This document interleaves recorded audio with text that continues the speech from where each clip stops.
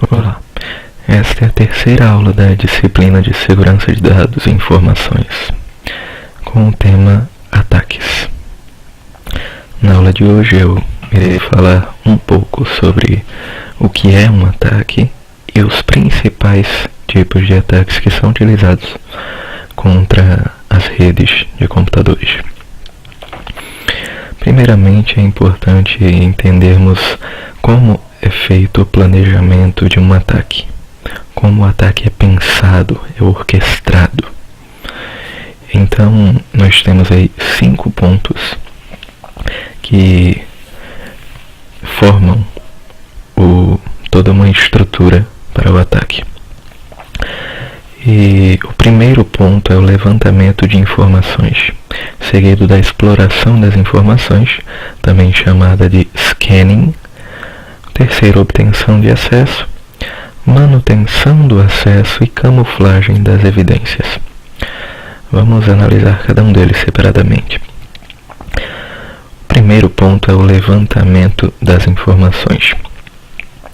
Essa é a fase preparatória, é a fase que realmente vai acontecer o planejamento do ataque. É como o atacante ele vai pensar a melhor forma de orquestrar aquele ataque. Nessa fase ele vai coletar o maior número de informações possível. Informações essas pertencentes ao alvo. Então ele vai tentar saber ao máximo várias coisas sobre aquele possível alvo. E essa fase do levantamento das informações, ela é subdividida em 2 partes: o reconhecimento passivo e o reconhecimento ativo. No reconhecimento passivo, não há interação direta com o alvo. Então ele indiretamente, por exemplo, através de terceiros, levanta informações sobre o alvo. E o reconhecimento ativo, ele acontece com interação direta com o alvo. Então o atacante, ele interage diretamente com o alvo para tentar coletar essas informações que ele precisa. Então essa é a primeira fase, é realmente a fase em que vai acontecer o estudo daquele alvo, para que o atacante possa perceber, possa analisar qual é a melhor forma de conduzir aquele ataque. O segundo passo é a exploração das informações, também chamada de scanning. Na exploração das informações vai haver a exploração da rede baseada nas informações obtidas.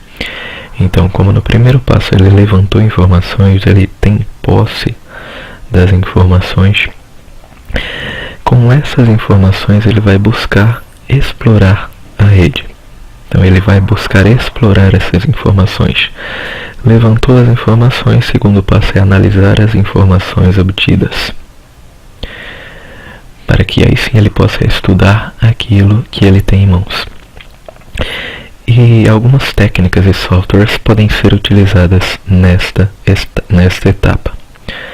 Uma delas é a Port Scan, que é uma tecnologia utilizada para escanear as portas da rede de computadores. E é importante esse passo porque as portas são o meio de entrada do atacante dentro da rede de computadores. Então, o Port Scan, ele consegue identificar portas abertas. Portas abertas que podem estar desprotegidas, naturalmente.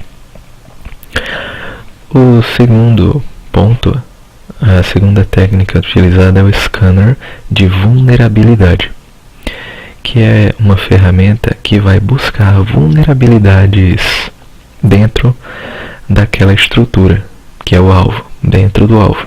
Vulnerabilidades que podem ser comuns em muitas redes.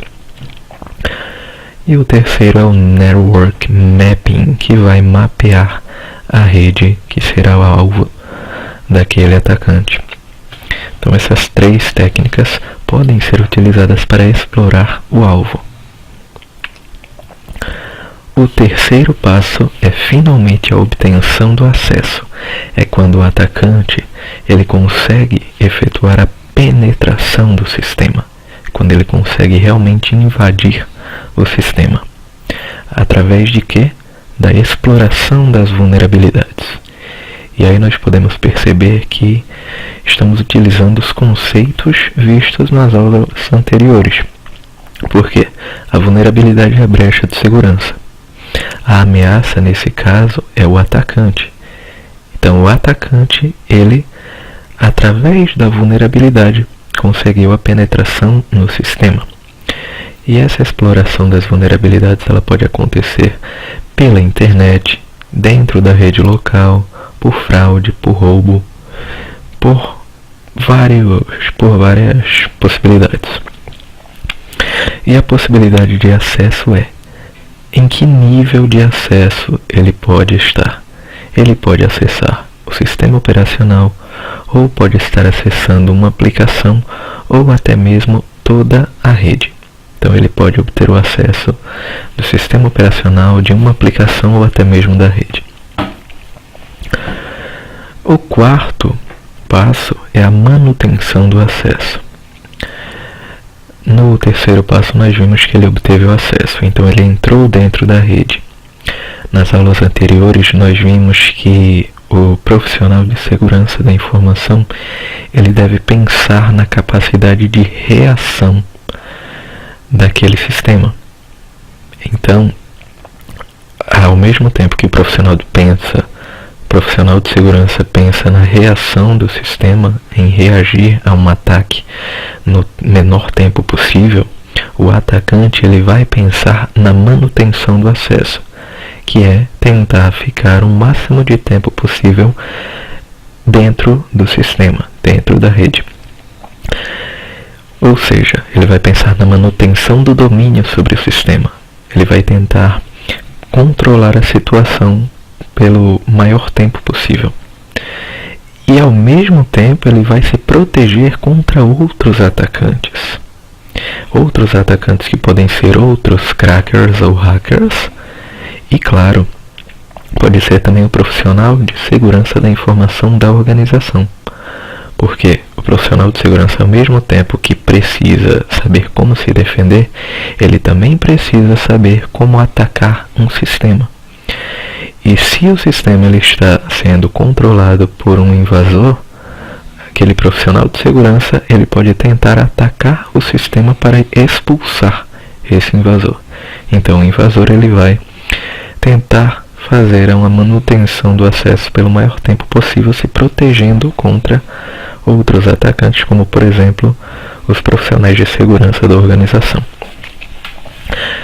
Para isso ele vai buscar acessos exclusivos dentro do sistema, dentro da rede. Acessos esses que podem ser conseguidos por meio de rootkits, por meio de backdoors, por meio de trojans, ou seja, códigos maliciosos que vão trabalhar para manter o acesso do invasor. E ao passo em que ele se mantém no sistema, ele vai executar todas aquelas funções maliciosas que ele planejou, que podem ser o upload, download e manipulação de dados, aplicações e configurações. Então ele pode roubar as informações ou simplesmente destruir essas informações. Informações de dados, de aplicações ou configurações. Quanto mais tempo ele passar dentro do sistema, mais informações ele poderá obter.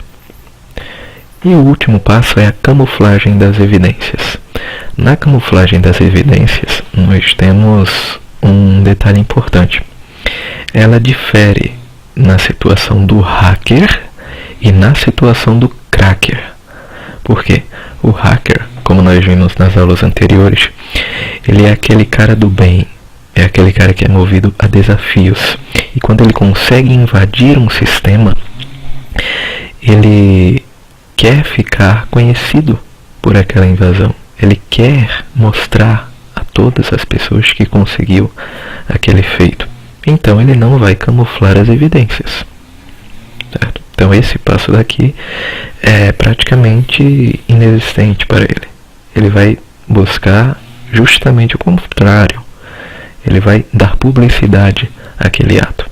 Assim também como na etapa anterior, que é a manutenção do acesso, ele não vai buscar fazer upload, download de informações confidenciais, porque ele não quer roubar informações, ele quer apenas mostrar que conseguiu invadir o sistema. Já o cracker, que é aquele cara que invade sistemas com intenções maliciosas, ele vai sim buscar a camuflagem das evidências, que é a camuflagem dos atos não autorizados. Ou seja, ele vai apagar os rastros para que ele não seja descoberto posteriormente. Isso também dá o aumento da permanência no hospedeiro, porque quando ele consegue invadir um sistema, se ele conseguir camuflar os atos dele antes que o profissional de segurança perceba a presença do inimigo, ele vai aumentar o tempo de permanência no hospedeiro e pode até mesmo entrar e sair do sistema sem ser notado. Por isso que é importante um monitoramento constante da organização por parte dos profissionais de segurança. Agora vamos para a classificação dos ataques. Os ataques eles são classificados em 5 grupos, basicamente, que são os ataques para obtenção de informações, ataques ao sistema operacional, ataques à aplicação, ataques de códigos pré-fabricados e ataques de configuração mal feita. Vamos ver cada um deles. O primeiro são os ataques para obtenção de informações, ou seja, o ataque para roubar informações, certo? Ou simplesmente para conseguir informações sobre aquele alvo apenas.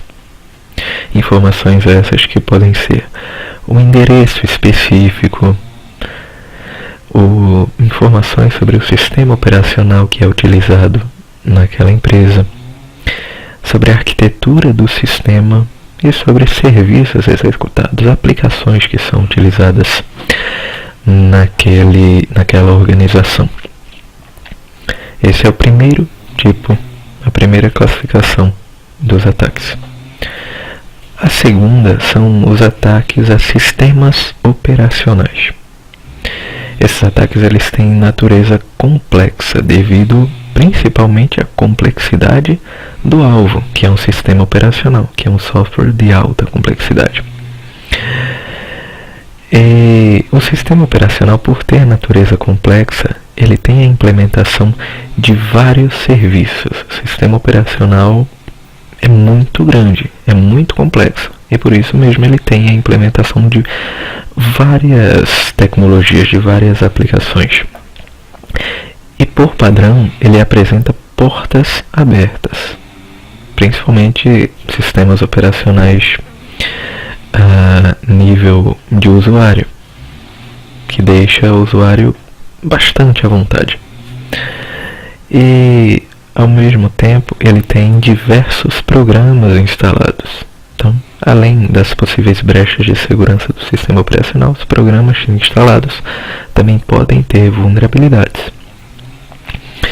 E uma coisa que aumenta muito a possibilidade de um ataque a sistemas operacionais é a falta de aplicações de patches, também conhecidas como atualizações, principalmente atualizações de segurança, porque quando uma empresa responsável por um sistema operacional detecta falhas de segurança, ela imediatamente procura corrigir a falha e disponibilizar atualizações de segurança do sistema operacional, para que as falhas sejam corrigidas. E se não houver a aplicação dessas atualizações, o sistema operacional continuará vulnerável a ataques. Por isso, quando se utiliza um software pirata, principalmente do sistema operacional Windows, você não consegue fazer atualizações, porque senão o Windows a Microsoft vai detectar ali um Windows que não é original. Por isso é importante que, mesmo gastando um pouquinho, esse gasto ele vai valer a pena, porque você vai estar mais bem protegido pela empresa detentora do sistema operacional, ou então pela comunidade do sistema operacional, quando estamos falando, por exemplo, de sistemas operacionais como Linux. O último ponto também que merece destaque, que aumenta a possibilidade de ataques a sistemas operacionais, é a falta de conhecimento e perfil do profissional de TI, principalmente na manipulação e configuração do sistema operacional. Porque o profissional de TI ele é responsável por fazer as principais configurações dos sistemas operacionais. Mas se ele não tiver um conhecimento bom em relação àquele sistema operacional, ele pode acabar deixando mais brechas de segurança ainda. O terceiro tipo de ataque, terceira classificação, são os ataques à aplicação, ou seja, softwares aplicativos, aqueles que são instalados através do sistema operacional. E alguns pontos eles acabam aumentando a possibilidade de surgimento de vulnerabilidades nas aplicações. Por exemplo, tempo curto de desenvolvimento.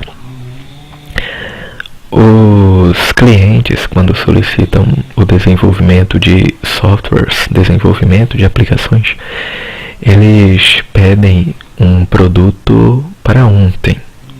E isso é muito complicado, porque acaba pressionando os programadores, os desenvolvedores, a terminar o software o mais rápido possível. E com isso eles vão queimar etapas naturalmente e não vão fazer o trabalho da melhor forma possível.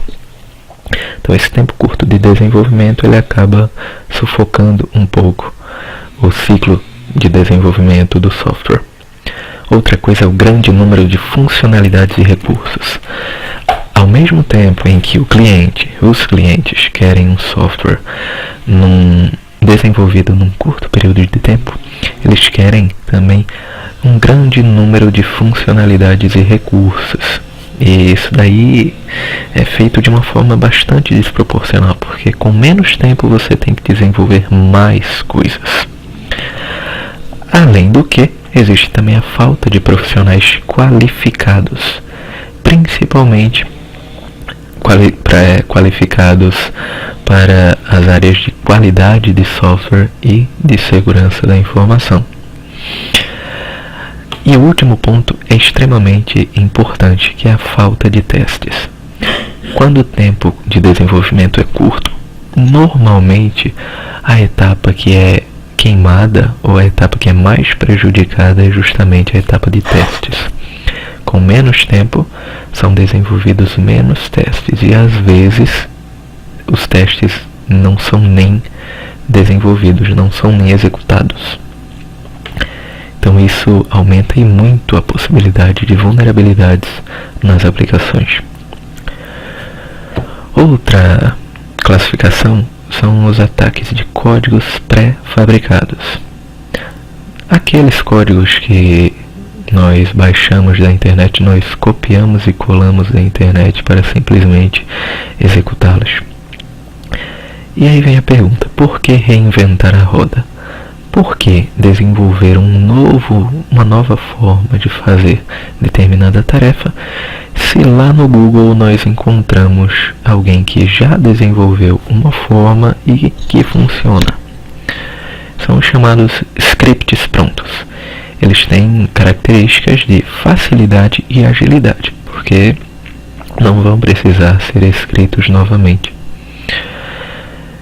Porém, existe a falta de processo de refinamento. Em muitos casos, claro que não em todos, muitos códigos na internet, eles são atualizados constantemente, são melhorados constantemente. Mas vários códigos, eles não têm um processo de refinamento. São códigos antigos e são códigos mal feitos. Okay? E, além do mais, nós podemos encontrar também códigos não confiáveis, de fontes não confiáveis. Por exemplo, você pode baixar um script da internet que vai fazer toda a configuração de um servidor Linux, por exemplo. E se esse script não for confiável, ele pode deixar o seu servidor extremamente vulnerável. Outro ponto a se destacar é a falta de customização para as reais necessidades. Quando alguém desenvolve um script, desenvolve um código, ele desenvolve o código pensando em determinadas situações. Porém, você pode estar passando por situações diferentes e pode ter necessidades diferentes. E por isso, existe uma coisinha chamada customização, que é a adaptação desses códigos para as reais necessidades.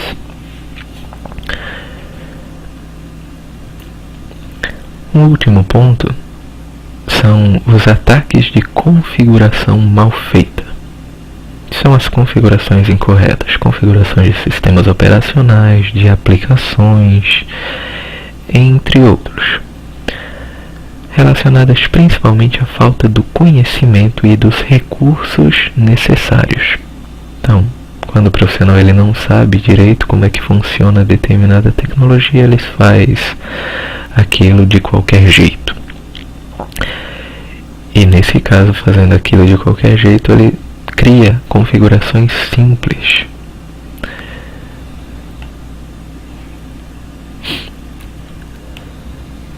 Agora vamos aos tipos de ataques. Eu trouxe aqui 5 tipos de ataques bastante famosos, bastante utilizados. Engenharia social, phishing scam, que nós já vimos um pouco do conceito em aulas anteriores, Denial of Service, o DOS, e o Distributed Denial of Service, DDoS ou DDoS. E por fim o SQL Injection. Começando pela engenharia social. A engenharia social, ela faz uso de uma palavrinha extremamente peculiar, que é a persuasão. A persuasão é o poder de convencimento. Quando uma pessoa busca persuadir a outra, ela busca convencer essa pessoa de algo em que ela acredita. Então, ela vai focar na ingenuidade ou na confiança do usuário, do alvo. A engenharia social, ela é muito utilizada, é largamente utilizada. Grandes hackers da história utilizaram a engenharia social. E dentre esses tipos de ataques, ela é um ataque que não usa tecnologia, usa apenas o poder de persuasão, comunicação.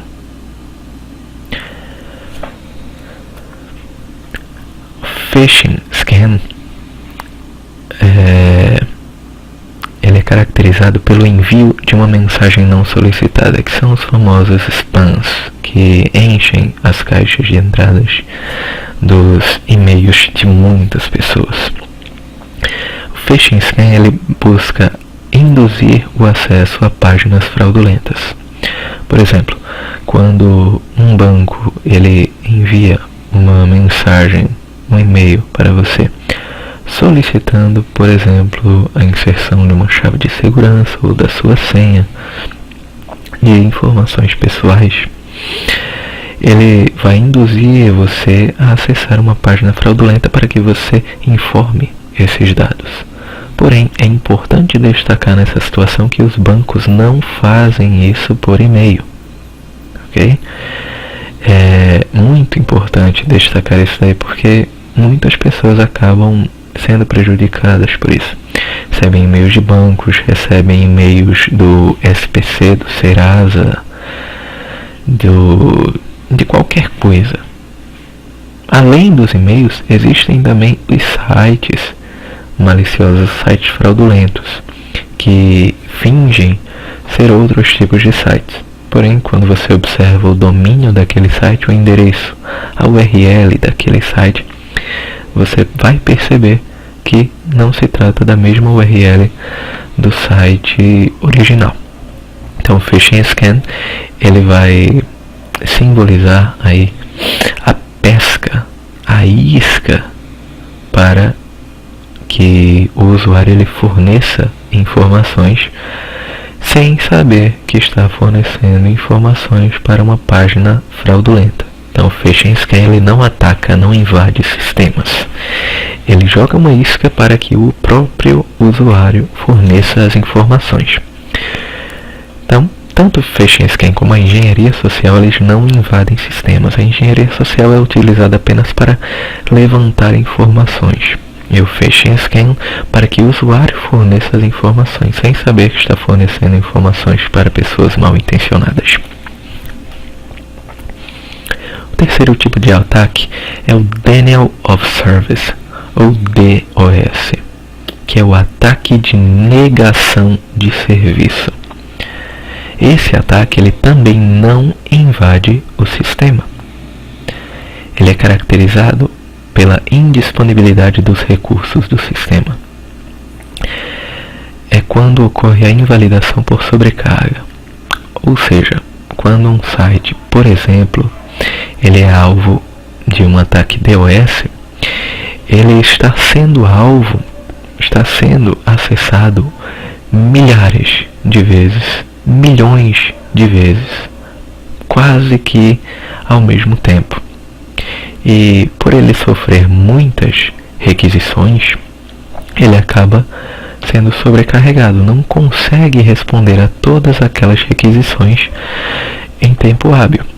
Então, pelo número de solicitações que o ataque DOS envia para o servidor, ele acaba dando pane, acaba sendo sobrecarregado e deixa de funcionar.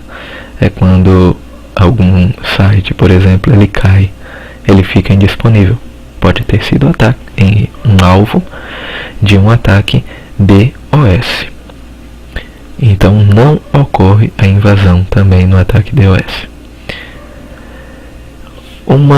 Um subtipo do ataque DOS é o DDoS, Distributed Denial of Service, que é o ataque de negação de serviço distribuído, ou ataque distribuído de negação de serviço, que é a mesma coisa do DOS. Ele vai sobrecarregar o alvo, vai sobrecarregar o servidor que foi alvo, o servidor web, por exemplo. Entretanto, nessa situação de ataque distribuído, ele recebe esse nome porque ele distribui as solicitações que ele vai enviar para o alvo através de computadores zumbis.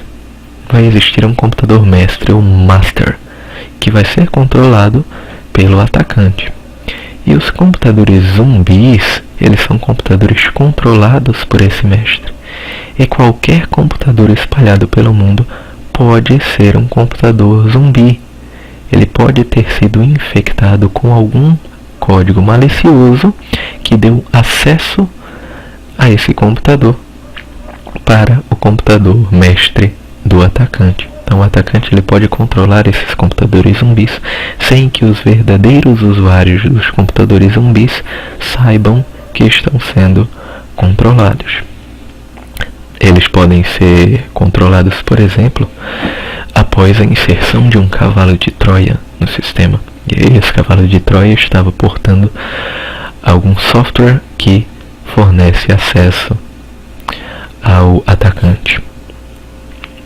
Então todos os computadores zumbis acessando o mesmo site ao mesmo tempo, acabam sobrecarregando o alvo. Por isso se dá o termo distribuído a esse tipo de ataque. O último tipo de ataque é o SQL Injection. O SQL Injection ele vai se se aproveitar de falhas de sistemas que usam bancos de dados, utilizando o SQL. SQL é uma linguagem de manipulação de bancos de dados. É uma linguagem composta por códigos que são responsáveis por manipular bancos de dados, manipular bases de dados, as informações que são armazenadas num banco de dados. E essa inserção de instruções em SQL é feita em uma consulta na manipulação das entradas de dados. Então, em formulários de contatos dos sites, por exemplo, lá naqueles formulários que nós temos o preenchimento do nome, do e-mail, de uma mensagem, o SQL Injection ele faz uso desses campos, e o atacante ele busca a inserção de código SQL nesses campos para que ele seja processado pelo servidor.